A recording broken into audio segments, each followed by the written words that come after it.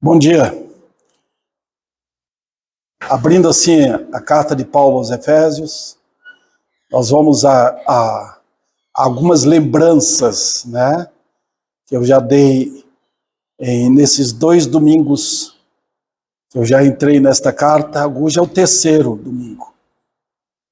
Aí nós estamos conhecendo esta profunda carta. O que tem aqui são assuntos que o mundo lá fora não pode entender. Mas vocês que amam a palavra de Deus vão receber com alegria. São palavras dos céus na terra. A carta de Paulo aos Efésios, ela é a carta de Deus à noiva do Cordeiro. A igreja não é um povo da terra, irmãos, é um povo do céu.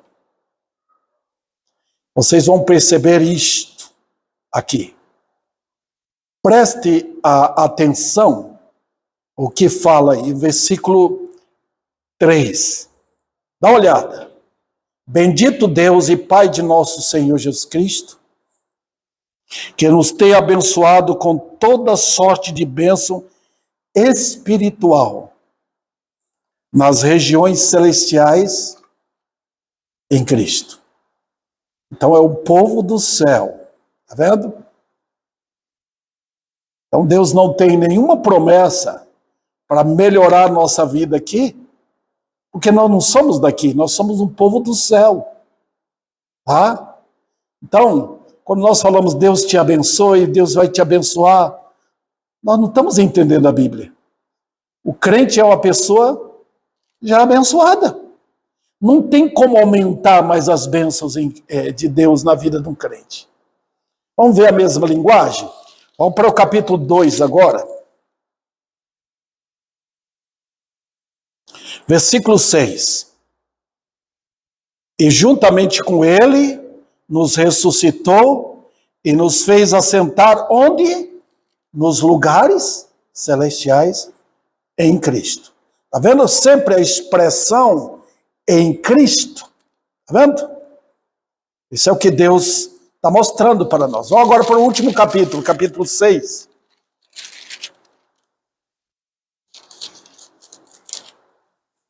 Capítulo 6, versículo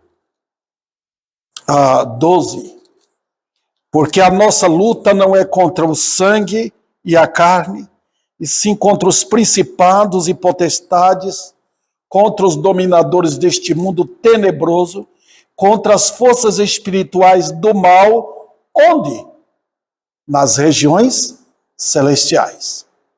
Veja como o que a Bíblia está nos ensinando, né? Tá vendo? 3 lugares em Efésios. Nós estamos estudando Efésios. A minha jovem aí atrás, Efésios, carta de Paulo aos Efésios. Tá? Muito bem. 3 vezes regiões celestiais. Bom, vamos à divisão só para vocês lembrarem. Efésios divide-se em 2 partes. A parte doutrinária e a parte prática. A parte doutrinária vai do capítulo 1 até o capítulo 3. Só para relembrar vocês que eu falei a última vez. Tá? E a parte doutrinária termina com qual palavra? Dá uma olhada no último versículo do capítulo 3. Capítulo 3, versículo 21. Olha, a ele seja a glória, onde? Na igreja e em Cristo Jesus, por todas as gerações, para todo sempre. Aí ele termina com qual palavra? Amém. Por quê? Diz, encerrei o assunto. A parte doutrinária eu já dei tudo o que vocês precisam. Agora, ele entra no capítulo 4, com a parte prática. Tá? Então, ele começa com aquela oração, rogo-vos. É uma petição que ele faz para o povo de Deus. Rogo-vos, tá? É agora a parte prática. Paulo fala isso em Romanos, capítulo 12. Rogo-vos, pois, irmãos, porque é ali que ele está começando a aplicar na vida. Tá? Então, queridos irmãos, a Bíblia é um livro assim. Primeiro dá a base. O que é a base? Eu preciso de alicerce para me andar. Tá? Nós fazemos isto, né? Vamos supor que eu pego um menino para criar. Eu levo para minha casa e digo, aqui está seu quarto, aqui é a cozinha, aqui é o banheiro, aqui é a sua casa agora. De agora em diante você vai andar assim, agora você vai ver os seus deveres. A Bíblia é assim. Ela dá o fundamento e depois dá a prática. Vocês são isso, isso e isso. Portanto, vivam assim. Tá? Tudo tem que ter fundamento, né? Nós somos cidadãos brasileiros, nós temos a nossa Constituição, nós temos tudo aquilo que devemos aprender, e agora exige que nós pratiquemos como cidadãos. A Bíblia é assim em todos os detalhes, queridos irmãos. É um livro organizado, um livro doutrinário e um livro prático. É para a vida. Tá? Então vamos ao começo, voltando ao capítulo 1. Eu pedi no começo aqui que os irmãos lessem o capítulo 1 inteiro. Quantos versículos tem? Os irmãos já sabem, né? Tem 23 versículos. E agora nós vamos entrar nos mínimos detalhes. Para isso aqui, queridos irmãos, eu quero que vocês curtam comigo a divisão do capítulo. O que vocês veem nos 2 primeiros versículos? Nós temos o quê? Nós temos quem escreveu a carta? Paulo. Para que ele está mandando? Para a igreja de Éfeso. Tá? Ou as igrejas de Éfeso. Tinha várias igrejas lá. Tá bom? Éfeso, os irmãos podem ler o capítulo 20, 19 e 20 de Atos. Os irmãos vão ver sobre a igreja de Éfeso. Era uma igreja grande. Tá? E uma igreja muito amada. Em Apocalipse fala dessa aí, a primeira igreja que aparece. A igreja que perdeu o primeiro amor. Tá? Foi ali. Éfeso não era uma cidade fácil, não. Tinha idolatria, tinha aquela deusa Diana, tá? Que é a mesma Maria de hoje. Tá? Não mudou nada, irmãos. Eles só mudaram o nome. A rainha dos céus no Velho Testamento aparece como a deusa Diana, lá em Efésios em Atos capítulo 19. Tá? Então, queridos irmãos, Paulo escreveu para aquelas igrejas, mas o Espírito Santo escreveu para nós. Tá? O que temos aqui é para toda a igreja. É para os crentes de agora. Depois que eu morrer, nós morremos. Se Cristo não voltar, os crentes futuros, nossa posteridade, né, ouvirá a mesma coisa. 200 anos atrás, 500 anos atrás, os santos estudaram a mesma coisa. A Bíblia é um livro que não apaga. Se eu pego o jornal de hoje, vamos dizer, a Folha de São Paulo, e está dando o que aconteceu ontem, olha o time que ganhou e tal, amanhã já não serve mais. Aquilo ficou para trás. É um jornal esquecido. Tem que comprar outro. A Bíblia não. É a mesma história para 200 anos atrás, 500 anos atrás, para agora e para a geração que virá. É assim, queridos irmãos. É a verdade. Então vamos ao texto. Vocês verão aqui que este capítulo divide-se em 3 partes. A primeira parte, vocês já viram? É Paulo escrevendo, mandando para a igreja de Éfeso. E nós temos lições ali. A segunda parte, ele nos envolve na eternidade. E aqui eu quero que os irmãos saibam que a história da igreja não é uma história de agora. A minha história da minha vida pessoal começou em 1953. Eu nasci na família Sena, lá na Bahia. Vai terminar um dia com a minha morte. Tá? A história da minha esposa que faleceu, ela nasceu em 57, morreu este ano. Uma história que começou e terminou. A história da igreja, do povo de Deus, é uma história eterna. Nos envolve em eternidade. E aí, eu tenho que saber de quem? Eu tenho que saber de homens? Não. Quem narra a minha história? Quem narra sobre a minha salvação? Quem é? Deus. Que Deus é esse?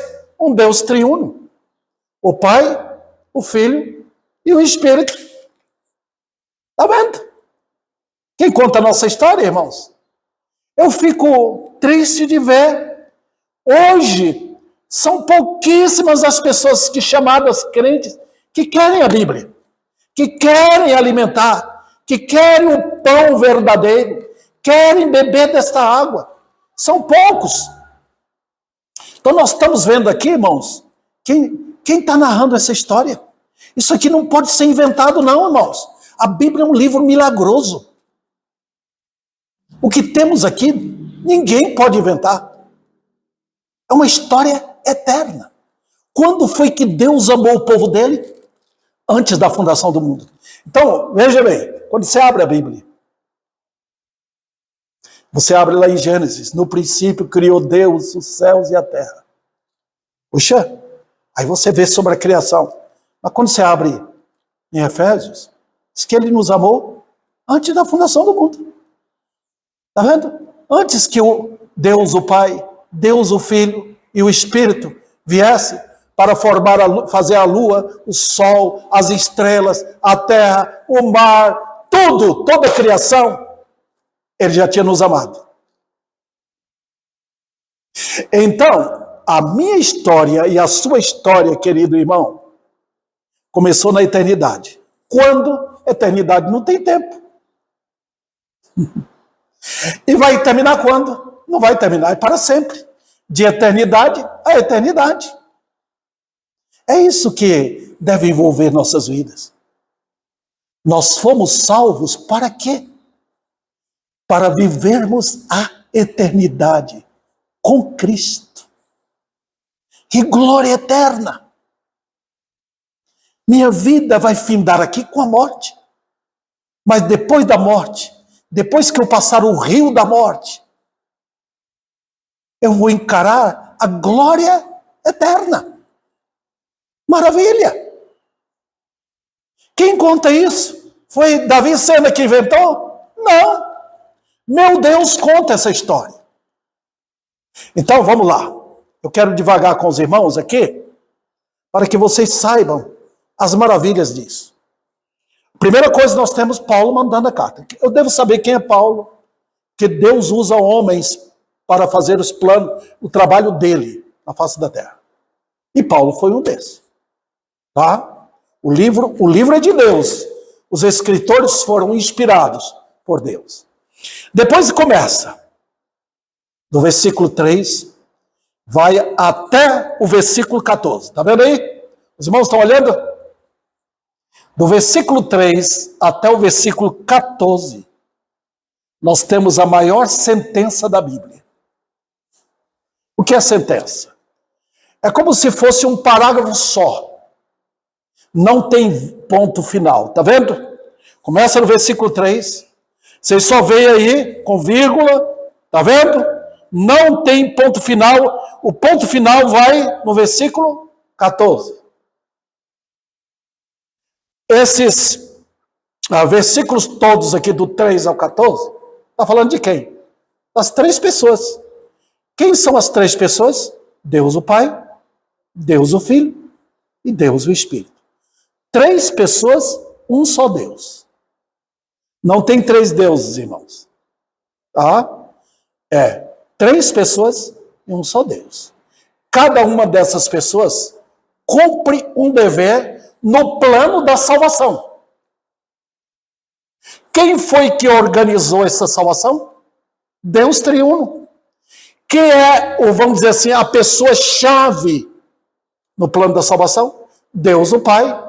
E por isso que o nome dele aparece, está vendo no versículo 3? Bendito Deus e Pai. Está vendo? Então, vocês vão ver aqui, irmãos, quem sou eu para dar detalhes disso? Eu tenho que temer diante desses fatos. Tem homens muito mais competentes do que eu para dar um estudo desse aqui. É coisa profunda, coisas da eternidade. E eu sou muito tênue, muito pequeno para falar sobre essas coisas. Mas o que eu posso fazer? Eu vou tentar ajudar vocês no conhecimento disso. Tá? E minha esperança é que pessoas que têm sede e fome da verdade venham ouvir. Vamos lá. Então, os irmãos vão ver. O trabalho do Pai, versículo 3 até o versículo 6. Termina como? Olha o final do versículo 6.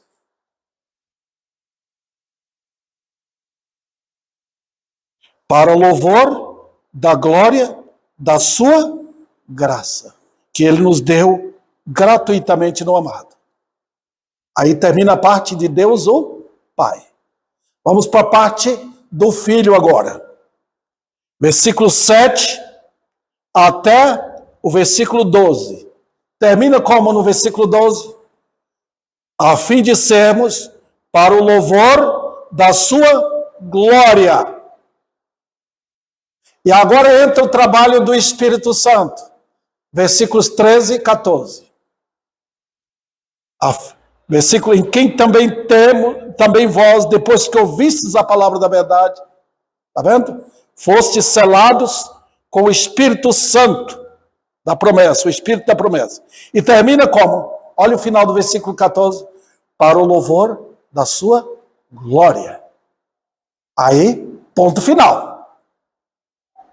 Está vendo, irmãos? Agora, vamos para a outra parte, a última parte deste capítulo. Vamos lá? O que é que Paulo faz agora? Ele está dizendo, vocês estão vendo o espetáculo aqui? Estão vendo como foi que ocorreu o planejamento na eternidade? Como Deus reuniu um conselho? Os irmãos sabem, nós vivemos rodeando pela cidade chamado Testemunho de Jeová. Eles ensinam, irmãos, doutrinas de demônios. Eles ensinam que Deus é uma pessoa só. Tá? Que Cristo não é Deus. É apenas uma pessoa que foi criada. Eles chamam o Espírito Santo de uma força ativa, apenas. Eles blasfemam contra a divindade, em especial contra o Espírito Santo. E a Bíblia diz que não há perdão para uma blasfêmia contra o Espírito Santo. É terrível isso, né? Mas escutem, aqui está a prova. Como você reúne conselho? Existe conselho com uma pessoa só? De maneira nenhuma. Nós temos 3 pessoas reunidas. As 3 são iguais. É louvor da glória de cada um desses. Pronto. Então, queridos irmãos, não existe isso. Nós temos 3 pessoas. Deus é amor. Como é que uma pessoa vai amar sem ter outra pessoa para ser amada? Não tem jeito. A divindade é gloriosa nela mesma. Deus é amor. Ele ama quem? Ele ama o Filho. E quem conta isso? O Espírito Santo. Está vendo? Então, irmãos, a alegria na divindade. Como é que eu alegro sozinho? Tá? Veja, a riqueza na triunidade. Há gozo, prazer na triunidade. Então, queridos irmãos, peguem bem isso. Peguem isso. O que Paulo faz agora? Ele, a partir do versículo 15, por isso também eu, ouvindo a fé que há entre vós no Senhor, e o amor para com todos os santos. Presta atenção, irmãos. Quem é que pode entender essas coisas? Eu já lidei com esses assuntos aqui, em igrejas, que entrou aqui o assunto, saiu cá. Entrou no ouvido, saiu no outro. Sabe por quê? Porque não havia verdadeira fé, verdadeiro amor, verdadeira esperança. Você quer envolver com coisas eternas? Você tem que amar coisas eternas. Você lembra quando Jesus, no capítulo 6 de João, começou a falar das coisas eternas para os judeus que estavam ali? Tá? Falou, quem comer da minha carne, beber do meu sangue, eles não estavam entendendo a linguagem do Senhor. Quando chega lá no final, eles falam, eles começaram a retirar. Isso é coisa que louca. Como que dizendo, o Senhor é um louco. O Senhor deixou eles retirarem. Depois o Senhor voltou para os discípulos e falou, vocês também querem retirar? Falei, para onde nós iremos? Tu tens as palavras de vida eterna. Então eles estavam compreendendo a coisa. Então, irmãos, para entender Efésios, essa linguagem aqui divina, tem que ser crente. E como é que prova que a pessoa é crente? Tem 3 características na vida de um crente.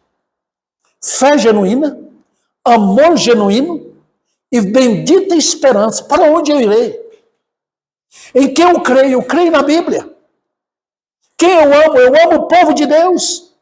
E para onde irei? Irei para o céu. Essas 3 coisas são o triângulo bendito da igreja. E Paulo viu isso na igreja de Éfeso. Por isso que ele orou. Ele orou para quê? Olha, irmãos, veja, versículo 16 diz, não cesso de dar graça. Depois eu volto aqui para tratar disso. Aí ele pede o quê? Ele está pedindo, Deus abençoe os irmãos, dê eles emprego, concede que eles tenham boa família. Não. Ele roga a Deus, o Pai da glória, que vos conceda espírito de sabedoria e de revelação no pleno conhecimento dele. Está vendo? Olha, irmãos, revelação, naquele tempo, quando a Bíblia não era completa, havia o espírito de revelação. Hoje nós temos a Bíblia completa. Nós precisamos de iluminação. Como é que eu vou entender esse livro? Como é que eu vou entender? Precisa de luz, clareza. Então, Paulo está pedindo o que aqui? Os irmãos vão perceber que até o versículo 23, ele está pedindo que Deus abra os olhos. Ele está dizendo, eu preciso abrir os olhos de Maristela aqui, para que ela veja como foi que Deus fez na vida dela. Aquele irmão lá, José, aquele irmão Antônio, aquele João, Maria, crentes em Cristo, eles precisam ter os seus olhos abertos, para eles verem o que foi que Deus fez. Nós falamos, eu fiz uma decisão para Cristo. Na realidade, você não fez decisão nenhuma. Foi Deus que foi atrás de você. Foi Ele que buscou você. Foi Ele que lhe achou. Foi Ele que lhe abriu os olhos. Porque você estava morto. Está vendo? O Evangelho opera milagres. Olha o capítulo 2, versículo 1. Quero que os irmãos vejam aí. Dá uma olhadinha, irmãos. Ele vos deu vida estando vós mortos. Então, quando nós olhamos a Bíblia, nós vemos que Ribeirão Preto é um cemitério.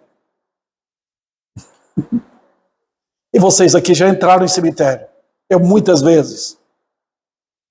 Tá? E o que acontece? Nós podemos fazer alguma coisa? Não. Nós podemos chamar um morto para a vida? Não. Então os homens espiritualmente são defuntos. Eu era um defunto. Ele me chamou. Venha. Eu ouvi. Está vendo? Olha o que acontece, irmãos.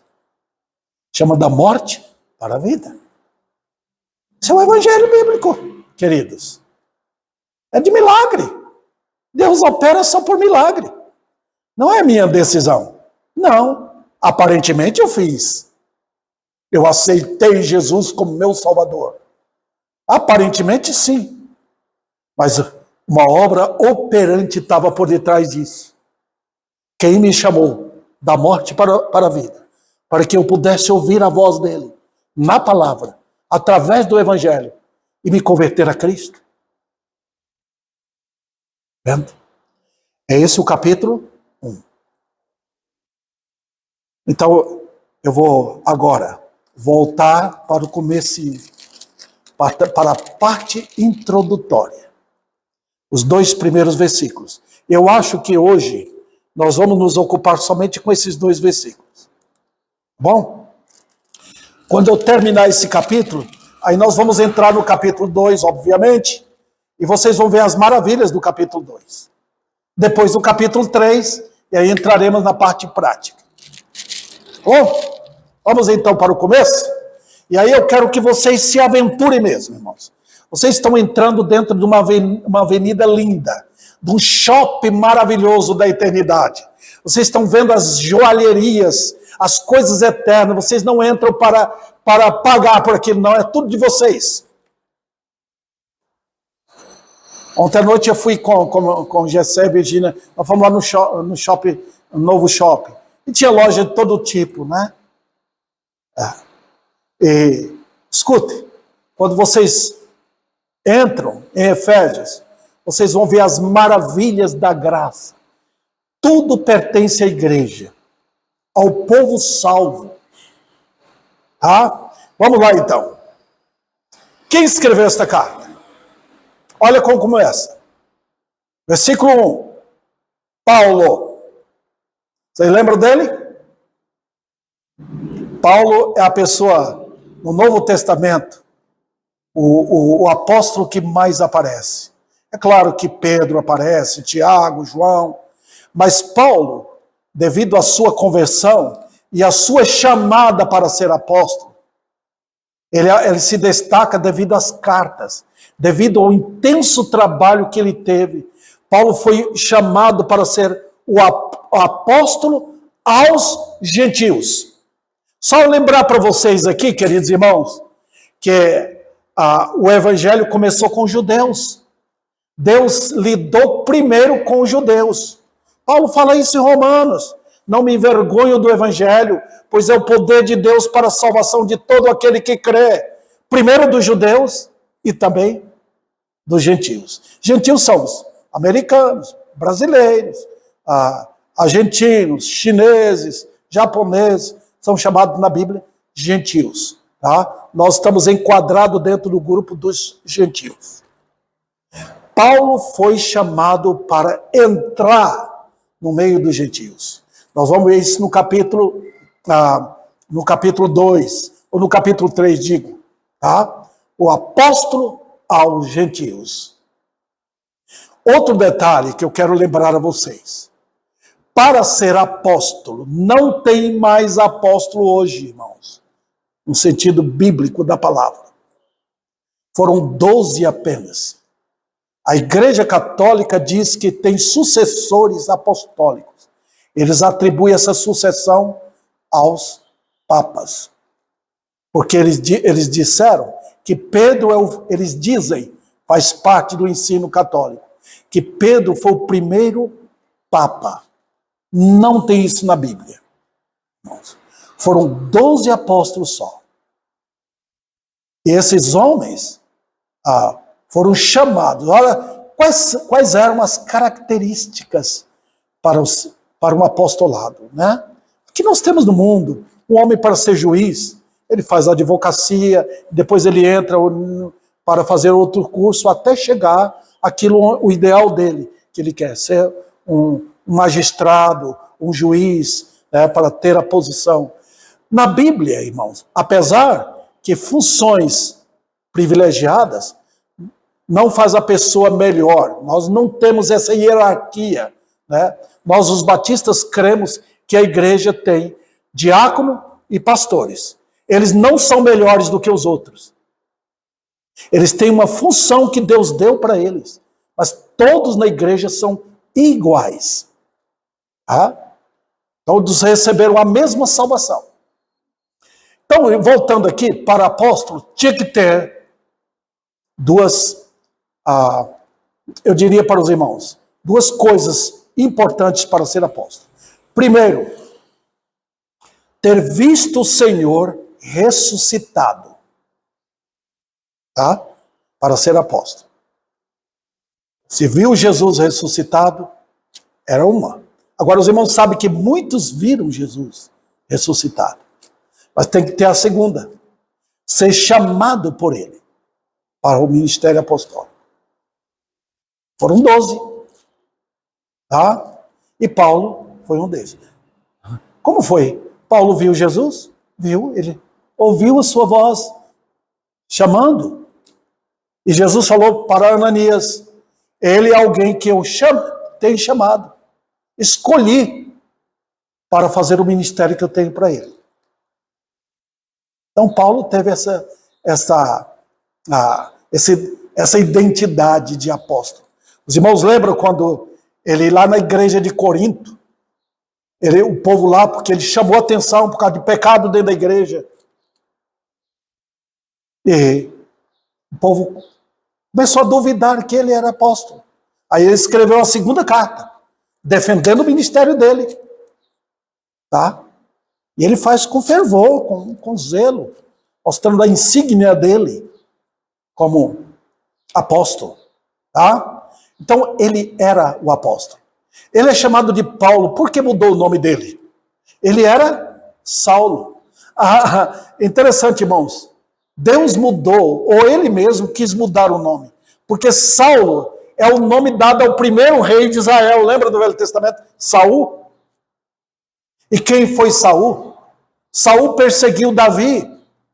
Davi, no Velho Testamento, era o tipo de Cristo. Tipo, por favor, não era Cristo.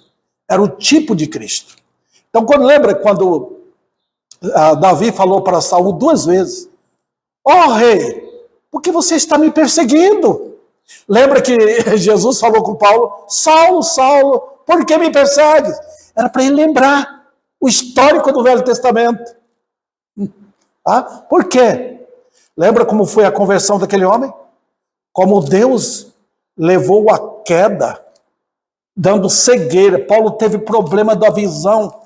Eu acho que até a morte dele. Ele pediu para o Senhor curá-lo. O Senhor não curou. Saulo. E Saulo significa o desejado. Lembra que Saul foi aquele homem bonitão, né? Que todos olhavam para ele. Olha. Mas sabe o que significa Paulo? Só tirar o S, colocar o P. Pequeno. Tá? Então Deus mudou o nome. Para ele entender isto. Eu acho que ele até assegurou. Acho que ele foi lá em Tarso, a cidade dele. Foi lá no cartório e disse, muda meu nome. Tira o S e coloca um P. E aí foi esse homem que Deus usou para escrever o apóstolo aos gentios. E a autoridade dele era a autoridade que outros apóstolos não tinham.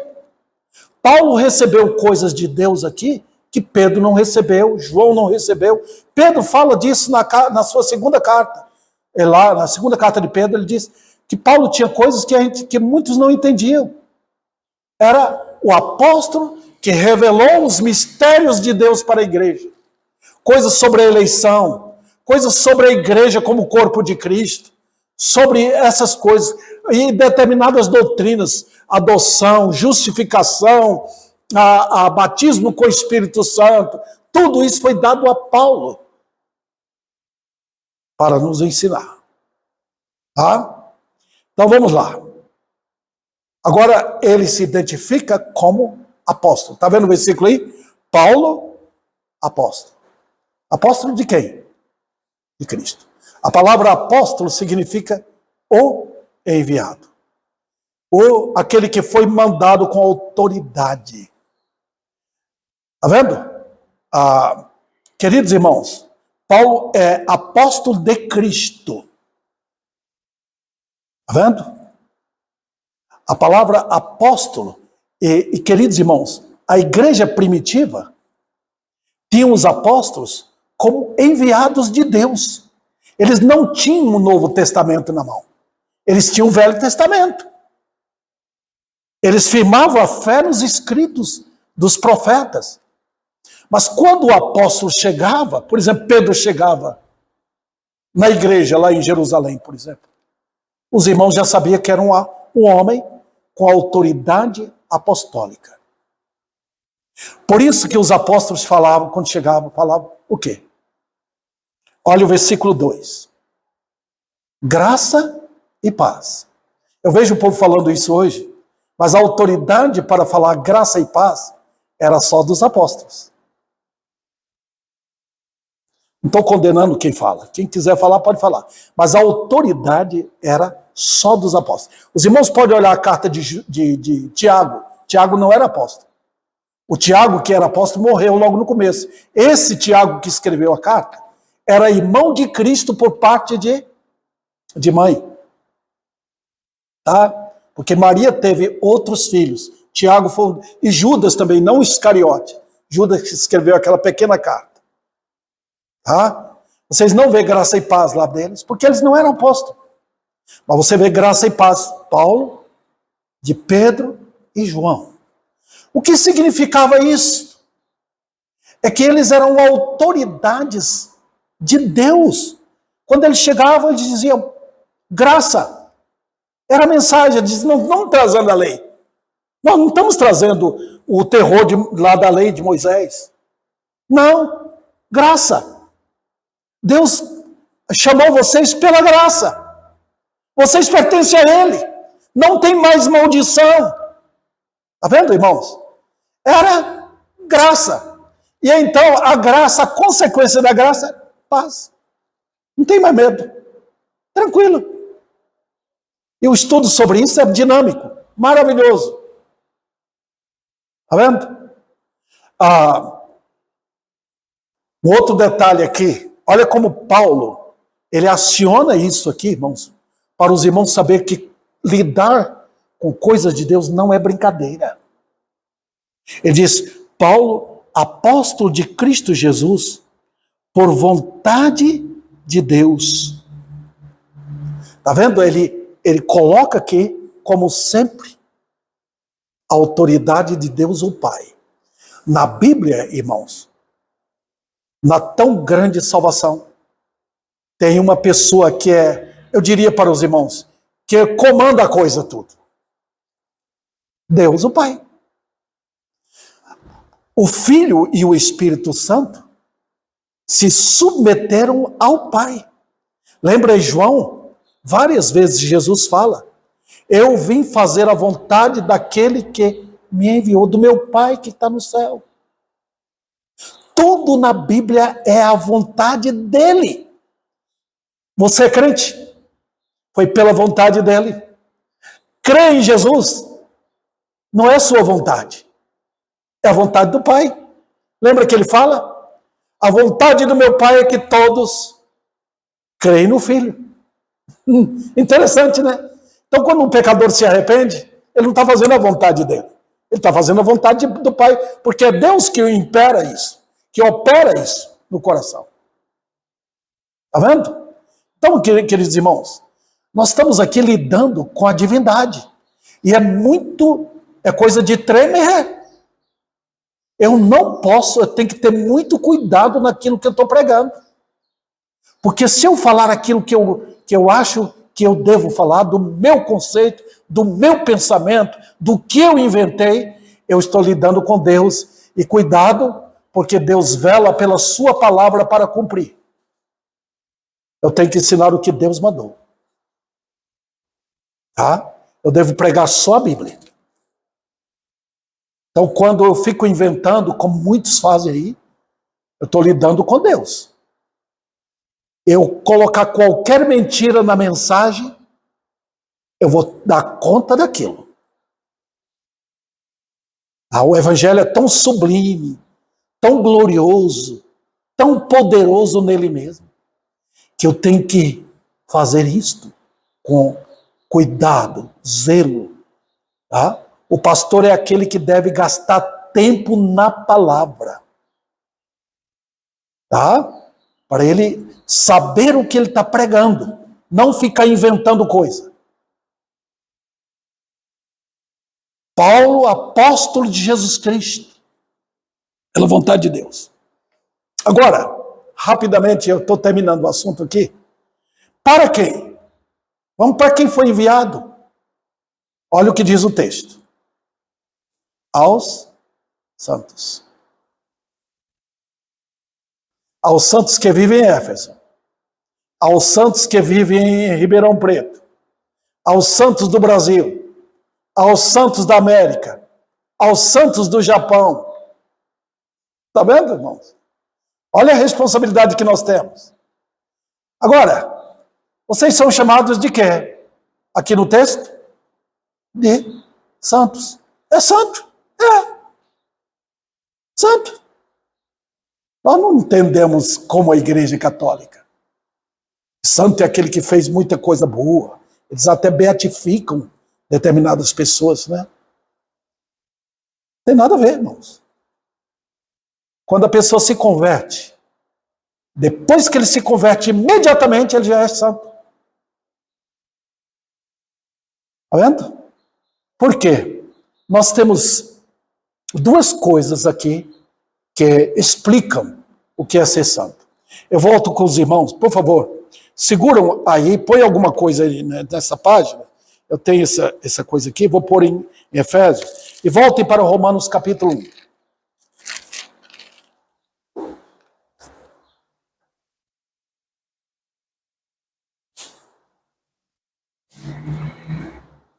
Olha o capítulo 1, versículo 6. De cujo número sois também vós chamados para serdes de Jesus Cristo. O que é isso? No momento em que você foi chamado, você foi santificado. Quando um jovem casa com uma jovem, tá? Ela é santificada para ele. E ele para ela. É interessante, né? Santo significa que você foi separado. Só isso. Se eu compro um carro novo, por exemplo, quando eu compro o carro, eu santifiquei aquele carro para mim. Ele é meu, eu paguei por aquilo. Cada crente é santo porque foi comprado para Cristo. Foi pago o preço na cruz. Ele é dele. Então ele reivindica isso. As minhas ovelhas, os meus. Isso é ser santo. Tá? Agora tem outro sentido de santo. Veja o versículo 7 aqui de Romanos capítulo 1. A todos os amados de Deus, que estáis em Roma, chamados para serdes santos. Está vendo? O que é isso? É que agora a minha vida vai comprovar. Vamos ilustrar, irmãos. Aquela mulher, aquela jovem que casou, ela é santamente do marido dela. Ela vai provar isso no viver. Ela não vai mais atrás de outro homem, não vai mais namorar com outros. Ela pertence a um homem. Está vendo? É isso que a Bíblia fala de santidade em dois sentidos. Santidade posicional, a posição de santo. E santidade na prática, no viver diário. Por que eu não vou mais em determinado lugar? Por que eu me separei do mundo? Por que eu não falo mais palavrão? Por que eu não faço isso nem aquilo? Porque o meu modo de viver é agora santo. Pertence ao Senhor. Isso, irmãos, é bíblico. Não é uma coisa que eu acho que eu devo fazer. A Bíblia ordena. A Bíblia manda nos separar para Ele. É impressionante, porque eu estou no mundo sem ser do mundo. Tá? Então, é santidade na prática. Nós vamos falar isso a partir do capítulo 4. Vamos mostrar isso para os irmãos, o verdadeiro sentido sábio de ser santos. Tá bom? Vamos adiante, irmãos.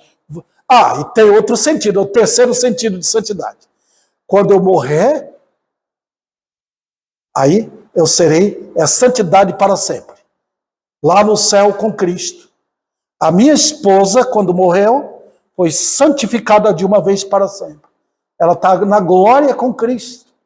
Vai ser assim, com todos os salvos. Então, vocês podem aprender comigo aqui? Santidade posicional, quando eu me converti. Santidade na prática, todo dia. E santidade final, quando eu morrer. Pronto.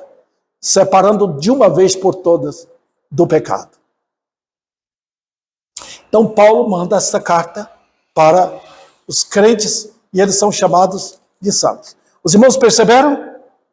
Que ninguém fora os crentes vão entender. Deus não manda a sua palavra para quem não tem o Espírito dele. Ele manda para aqueles que podem ouvir. A Bíblia diz: quem tem ouvidos para ouvir, ouça. Então você pode trazer alguém aqui na igreja. Você pode trazer 1000 pessoas. Somente as pessoas vão ouvir, mas não vão entender. A não ser que se converta. Quando converte, abre tudo. Funciona. Foi assim que Jesus chegou lá no cemitério, lá em Betânia. Lázaro, sai para fora. Lázaro saiu. É o poder do evangelho que chama. Tá? É assim, queridos irmãos, que Deus opera. Então, chamados para serem santos. Ninguém mais. Então, se você tem alguém que fala, vamos, ouça. Eu vejo muitos crentes fazendo isso com os incrédulos. Você precisa... Não adianta. Ele não pode orar. Ele não pode cantar. Ele não pode. Ele não entende. A mente do ímpio está na obscuridade, é tudo trevas lá dentro. Ele não consegue entender. Fomos chamados. E quem chama é Deus. Os irmãos podem ter certeza. Quando Deus começa a operar maravilhas, Ele começa a chamar pessoas. Ele não tem feito isso ultimamente. Quando Ele começa, pessoas começam a chegar na igreja para ouvir o quê? Eu quero ouvir a verdade. E a verdade principal para as pessoas não salvas é a verdade da cruz. Arrependei-vos e convertei-vos para serem cancelados os vossos pecados.